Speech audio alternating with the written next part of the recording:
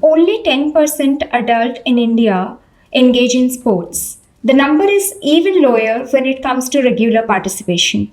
We want our medal tally in Olympics to go high, but what is actually holding us back to choose sports as a career? If you are a sports person or a sports enthusiast and looking how to start a career in sports, then this episode is for you. Our guest today is Mr. G Rajaraman, who is a senior journalist and having more than 25 years of experience in sports writing.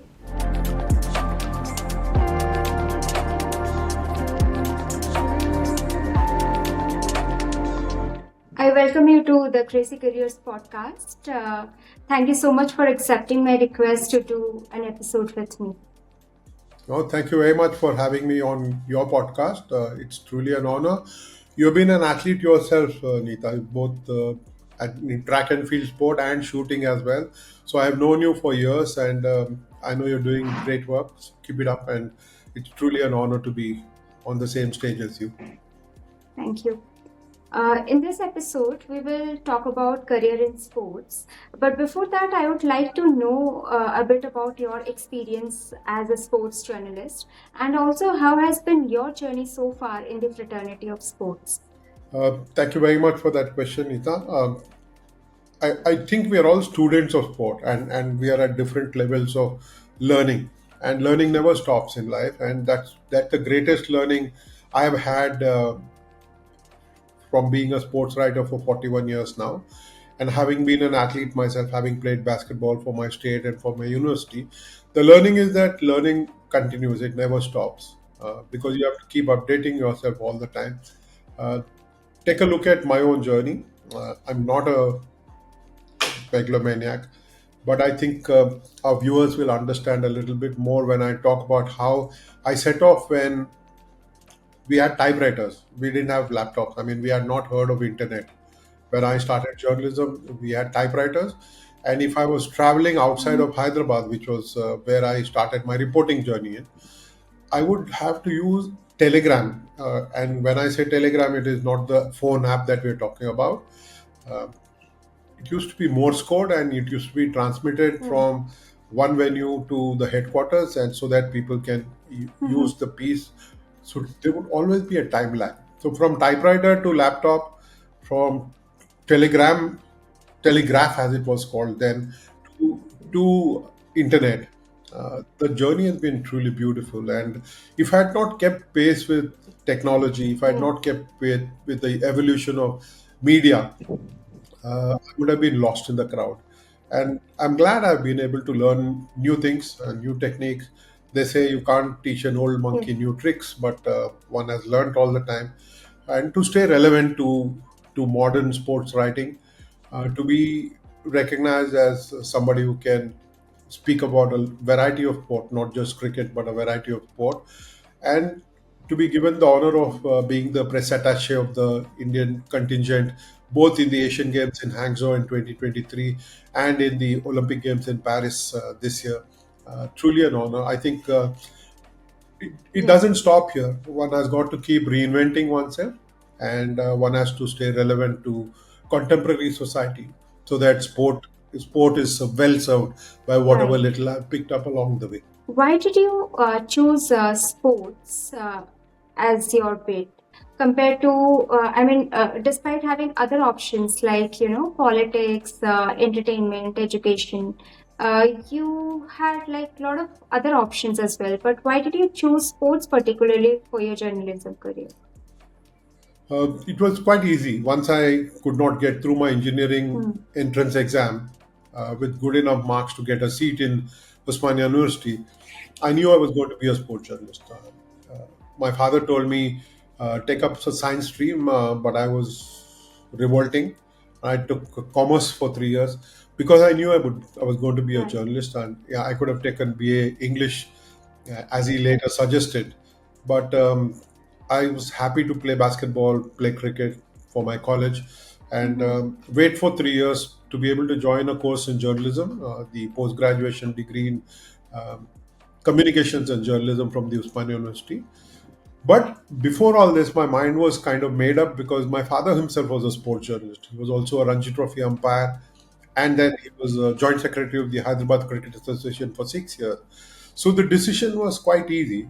I played a lot of sport myself, variety of sport in school and college. So it became easy for me to remain associated with sport. And one of the greatest joys that I've drawn from is when people tell me that we pay to go and watch sport. These are fans, my friends who are fans, but I get paid to go and watch sport and write about it. So it's truly a beautiful way to understand how I could remain connected with the world of sport. And I think for that alone, I'm truly blessed that I've been able to travel the world, travel all of India, and watch and write about sport and sports people, and learn all the time. Right. As per a recent published report by India Today, 66% of children at the age of 13 to 17 play sports. But interestingly, out of which 50% of the boys, I mean, half of the boys are into cricket. I mean, they have adopted cricket as a sports for themselves. So, what is exactly is this obsession with cricket in India? What would be your thought about it? It is what they see on television and on OTT Hmm. platforms and on their mobile phones.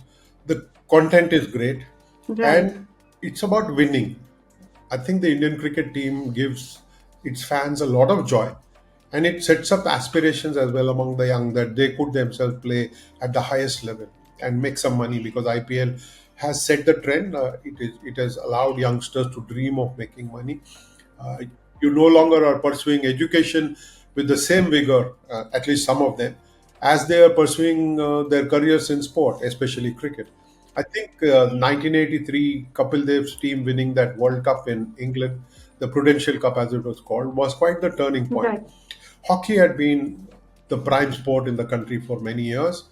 We had won 8 Olympic gold medals in hockey, so hockey was the number one sport. But that got displaced because the hockey team started losing and the cricket team started winning. And it instilled one aspiration, and two, it instilled self belief among Indians that they also can compete with the best in the world to beat the West Indies twice in a World Cup. This is what Kapil Dev's team did to win that title. They instilled self belief among youngsters, and then cricket has built itself up as a beautiful property. Uh, it got lucky because after every over you can have commercial break. It is built into the sport naturally. Football, if there are no commercial breaks, you don't stop the game to be able to uh, change ends or do any of those things except at the halftime. Hockey is such a fast-paced game; you can't stop it for a moment. Cricket has been built for television with commercials, and I think that is what drives a lot of young Indians towards cricket. Having said that, there are many Indians who are watching European football, many youngsters, and they are taking to football as well. Now, whether it's translating to success for the Indian team is a big question, but football is massively popular in the country as well because that is available for them to watch on on their phone screens, on their laptops, on their tablets, and whichever screen that they have access to, they're watching sport. Right. How a career in sports looks like in India compared to the other countries in the world? See, from the time I started, Neeta, we have come a really long way. Sport is offering a very good career path for many people. Uh, it is not just the athletes, it's also the support staff. You could be a coach, you could be a mind trainer, you could be a physiotherapist, you could be a strength and conditioning expert, you could be a nutritionist. There are so many options available for people to get into the world of sport and associate themselves. So, sport is a very viable career option at this point of time.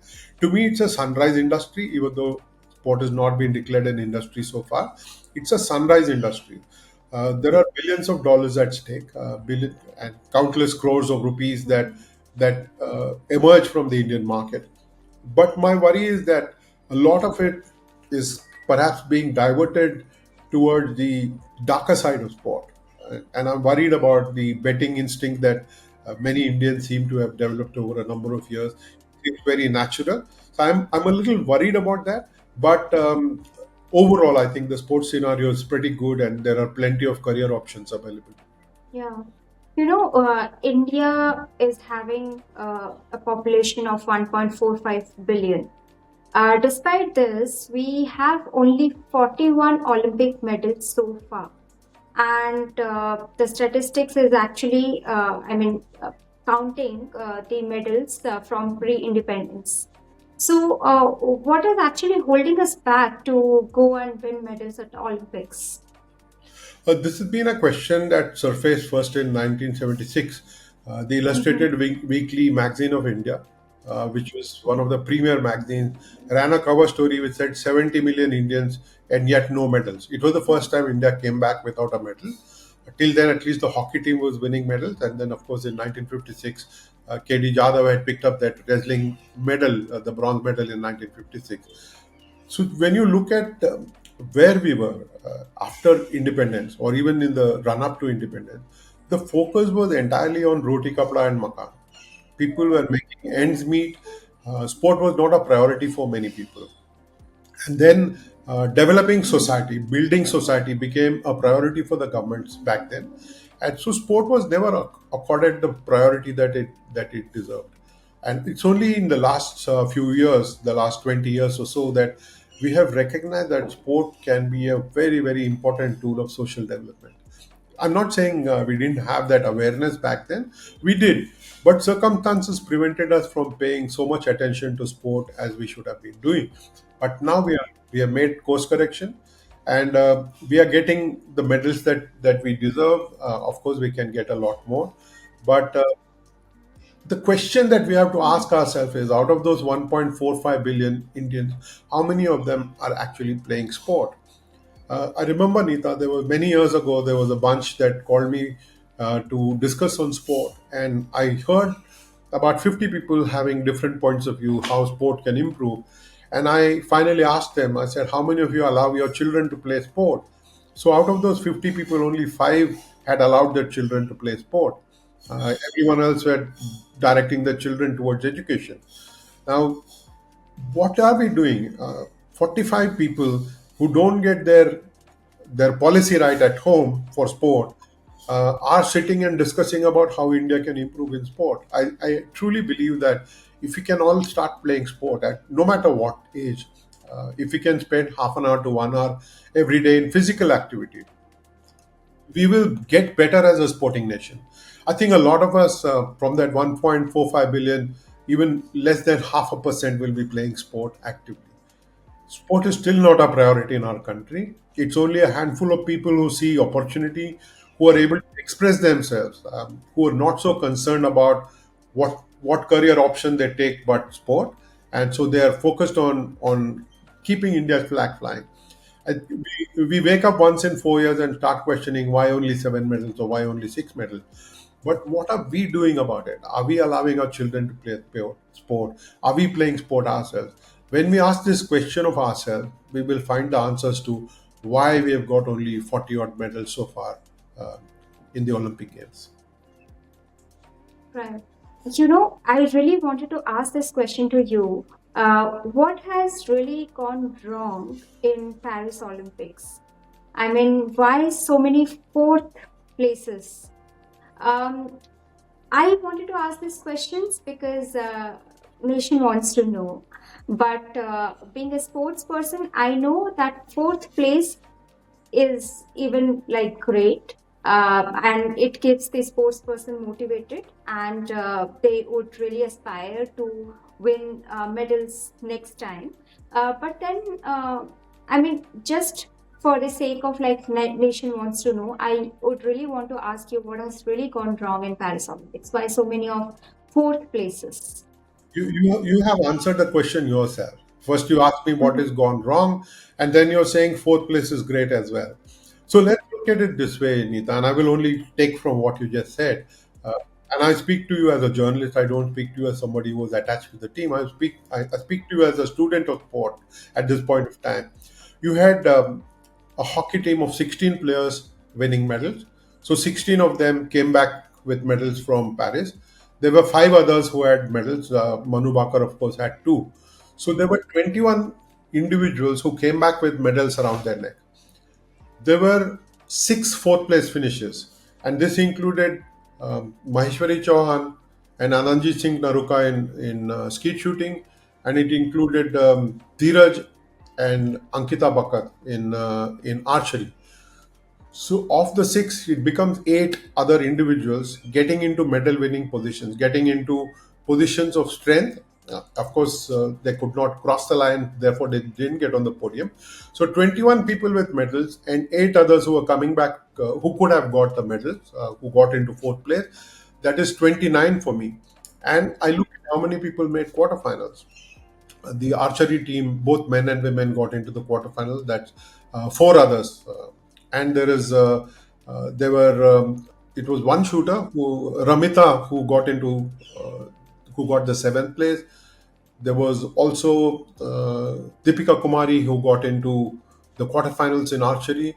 So when you look at six or eight of them who got into quarterfinals, and there were two boxers, Lavlina and Nishant, who got into quarterfinals. So there were eight others who got into quarterfinals. So 29 medalists and fourth place finishes and eight others. So I'm looking at 35 people, 37 people getting close to medal or winning medal. In my lifetime, Neeta, I have not known so many people get into medal winning positions. So we can look at it as the cup is half empty or the cup is half full. To me, the cup is brimming. There is talent. The transition from being participant to competitors has happened in India. And to my mind, we are getting better by the day. I wish more and more Indians start looking at how many of our young athletes have got competitive. They're not going to just participate there, they're going to win medals. They're not even going to compete, they want to win medals. And they are so hurt when they don't win medals.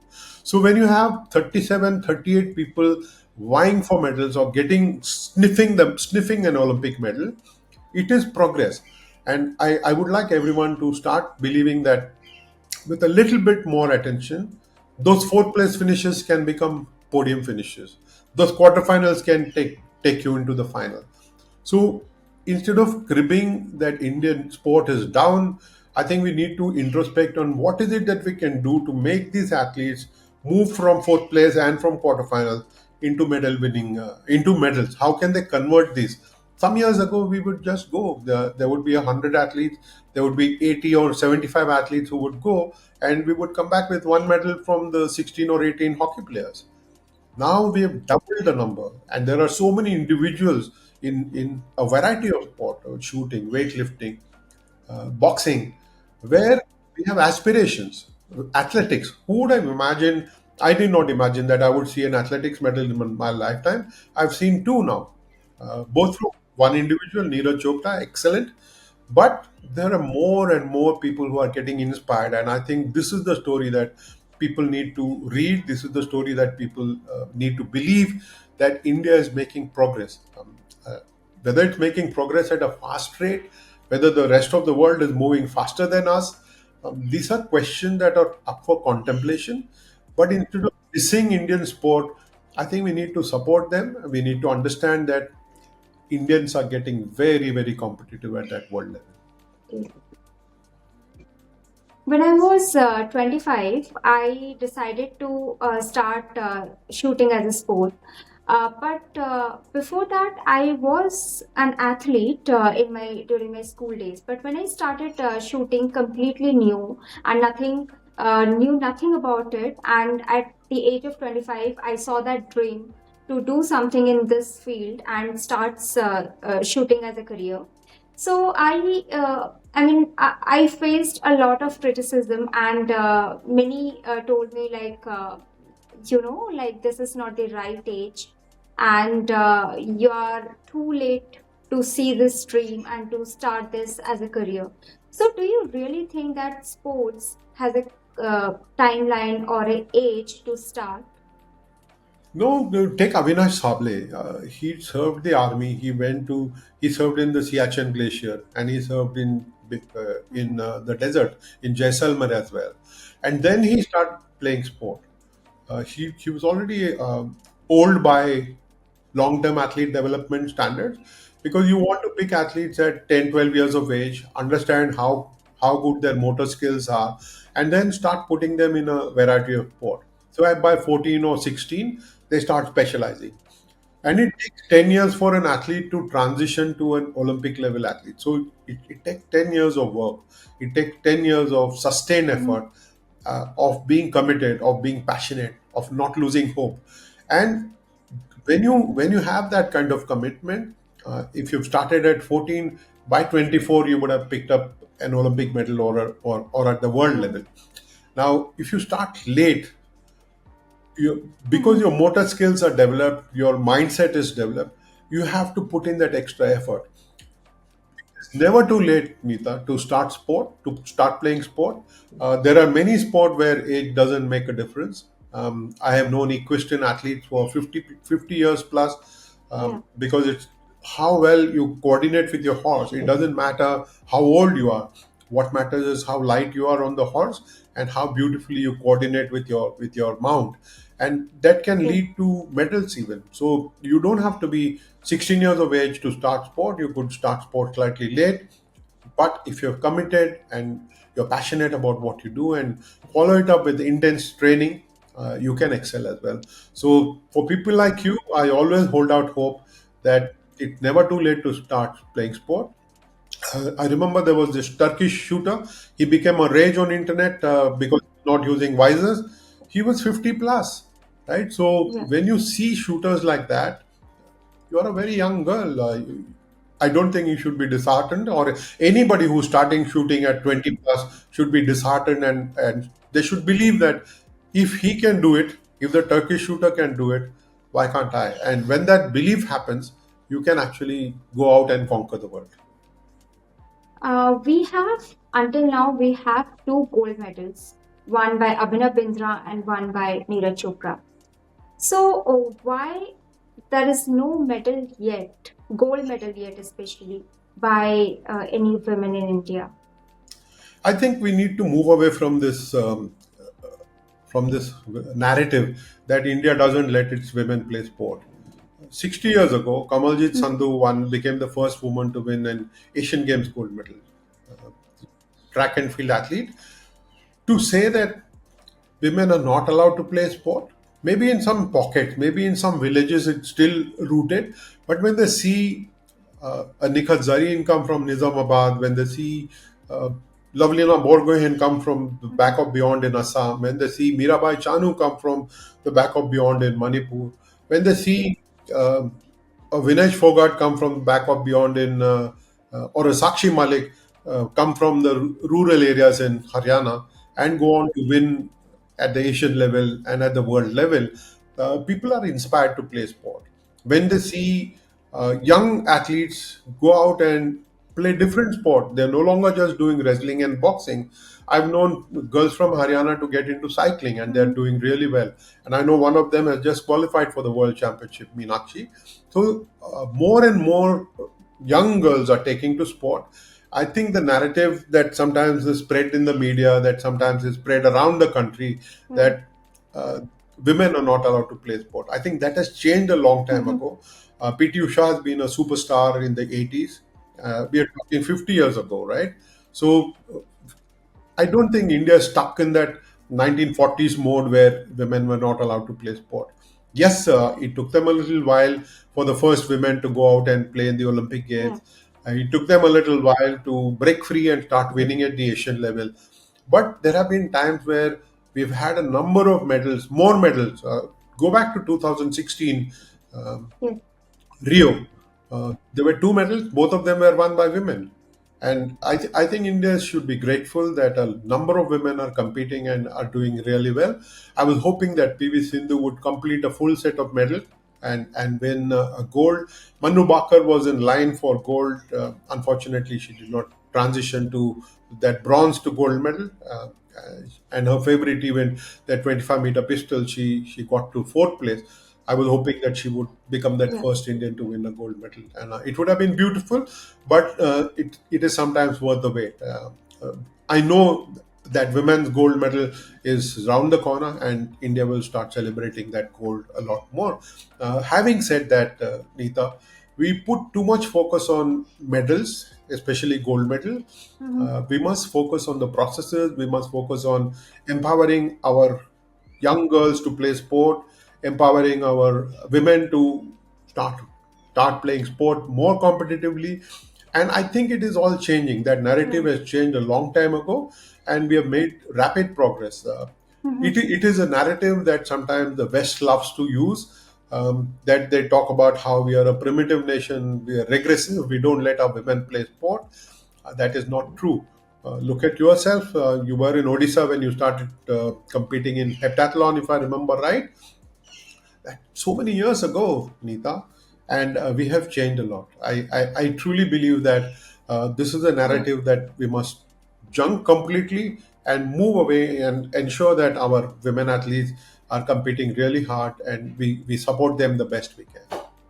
You've got chance to communicate with a lot of elite athletes of the country.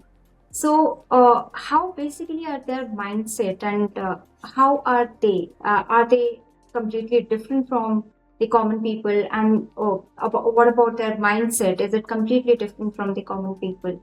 So, yeah, if you can let us know a little bit about their mindset.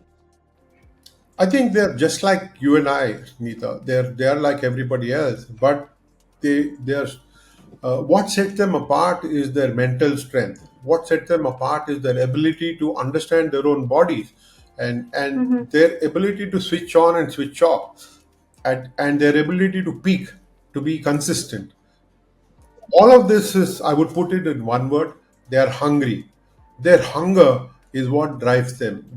To my mind, it's truly amazing to see them hungry. It is truly amazing to see them know how exactly to quench that hunger of theirs, to satiate that hunger of theirs. They know what it takes to get to the top. They know what it takes to stay there, and they're able to achieve all of that. I think the lesson for all of us, even common people like me, is persistence. You stay persistent, stay glued to your goal, and walk in that direction. And one of the greatest lessons that I have learned is from Geet Sethi, who lives not very far from where you are. He lives in Ahmedabad.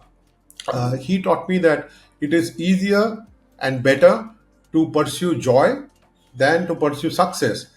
If we enjoy the process of playing sport, if we enjoy the process of getting more and more competitive, we will actually find some success.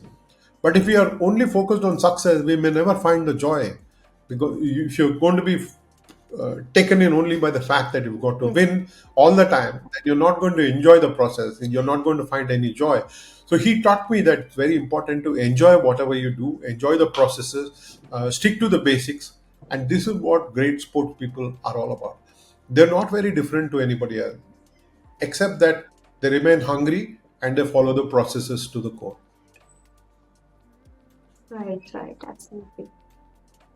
So, what are some government initiatives, or if you can list down a few sports sponsorship that anyone who is like looking to start a career in sports can like get information from this podcast. So, what are some government initiatives and sports sponsorships available in the country? See, the government has got a number of schemes. The names have kept changing over a number of years, but there is ACTC, which is the annual calendar of training and competition, through which the assistance is given to National Sports Federation and the athletes that they have got. ACTC is what is the government uses to fund teams to go out and train and to compete in internationally. Now, there are certain things that are not covered in ACTC, and that is where you've got TOPS, Target Olympic Podium Scheme, where specialized support is given to a handful of athletes. We've got over 250 athletes in the development and core groups, and in fact, I think more than 300 athletes are there. So when you see the kind of support that elite athletes get, nothing is left to chance.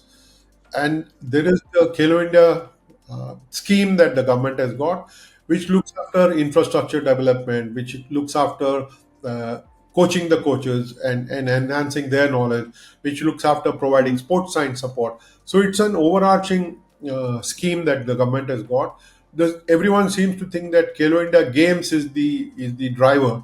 Uh, More than the games itself, it's a scheme because there are some 300 projects around the country that the Kelo India scheme is funding for infrastructure development. Uh, and they're spending some 3,000 crores in the last handful of years.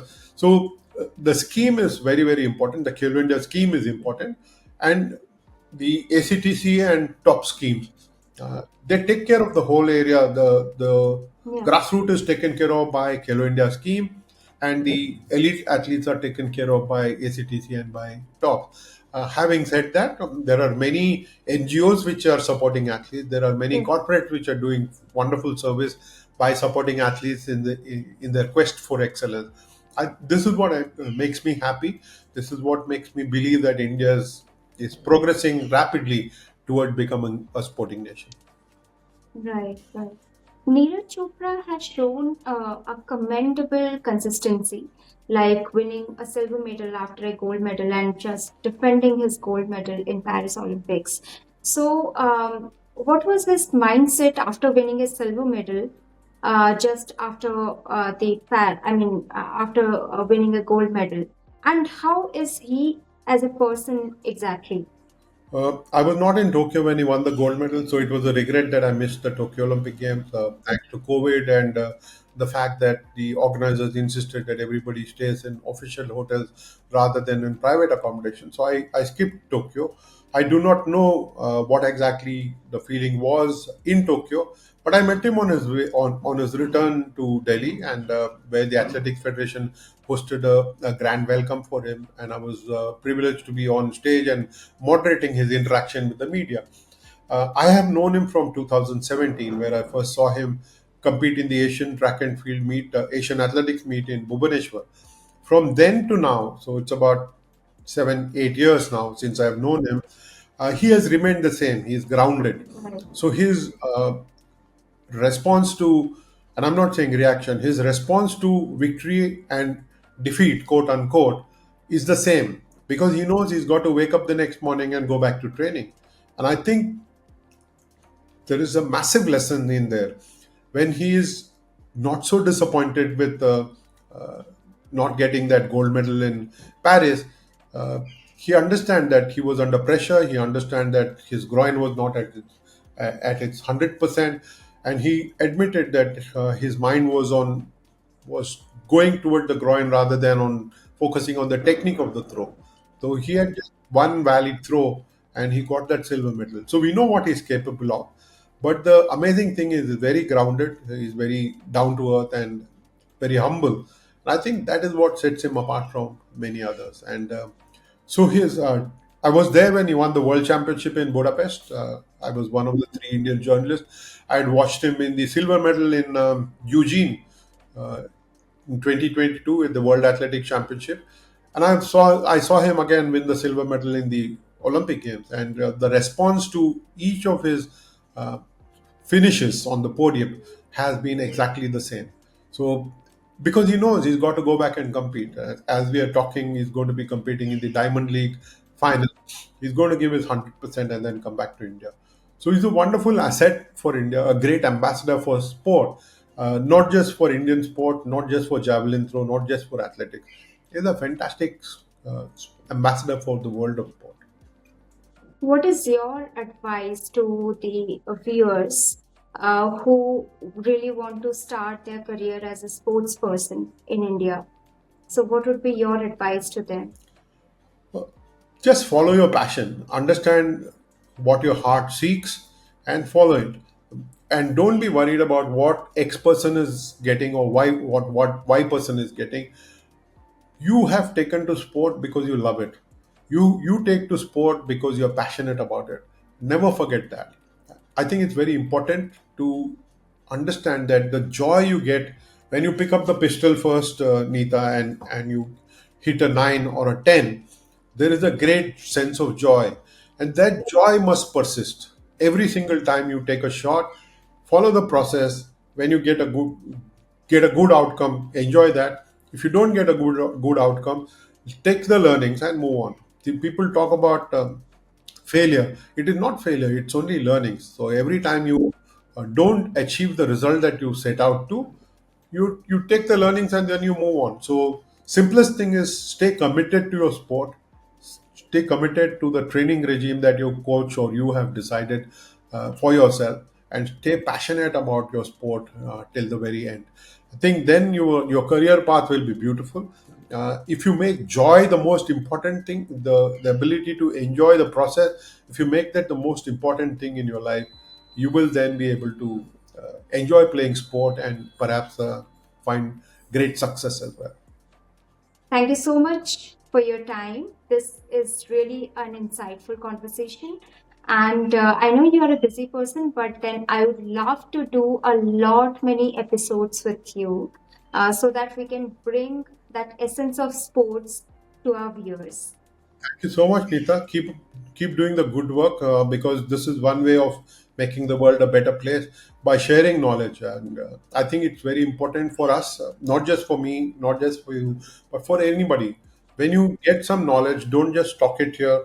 Share it with the world. Down the line, maybe 5 years down the line or 10 years down the line, it can become wisdom. So it's very important that we share knowledge, that we share what we know, and make the society around us a better place for us to live in, and we can then leave the world in a slightly better place shape than we have found it in. So it's our responsibility as people who have had the privilege of watching sport from close quarters to share what we know. It's not just in sport, it could be science, it could be arts, it could be drama, it could be just about any walk of life where you have picked up a few lessons. Share it with the world, and I think the world will get to be a better place. Thank you so much.